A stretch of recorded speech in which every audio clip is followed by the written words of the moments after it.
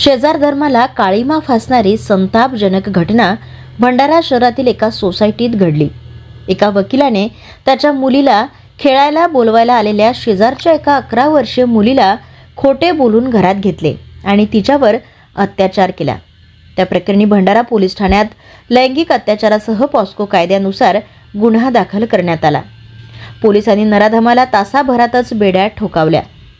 विजय रेहपाडे असे अटक करण्यात आलेल्या नराधमाचे नाव असून तो व्यवसायाने वकील आहे। पीडितेच्या आईच्या तक्रारीवरून पोलिसांनी आरोपी विरोधात गुन्हा दाखल केला आहे। पीडित मुलगी आई आणि 13 वर्षीय भावासोबत राहते।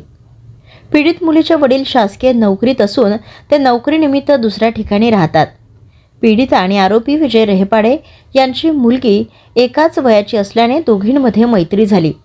मागील काही महिन्यांपासून दोघींचे एकमेकींच्या घरी येणे जाणे आहे। दोघीही सोसायटीच्या परिसरामध्ये सोबत खेळत असतात। घटनेच्या दिवशी पीडिता रोजच्या प्रमाणे सायंकाळच्या सुमारास सोसायटी परिसरामध्ये खेळण्याकरिता गेली। मात्र अर्धा तासातच ती घरी रडत रडत परत आली। त्यावेळी आईने ती का रडत आहे असे विचारले असता मात्र तिचे रडणे थांबत नसल्याने आईने तिला बेडरूममध्ये नेले आणि रडण्याचे कारण विचारले। त्यावेळी पीडित अल्पवयीन मुलीने आईला आपबीती सांगितली। लागलीच भंडारा पोलीस स्टेशनमध्ये गुन्हा दाखल करण्यात आला असून आरोपी वकिलाला अटक करण्यात आली आहे।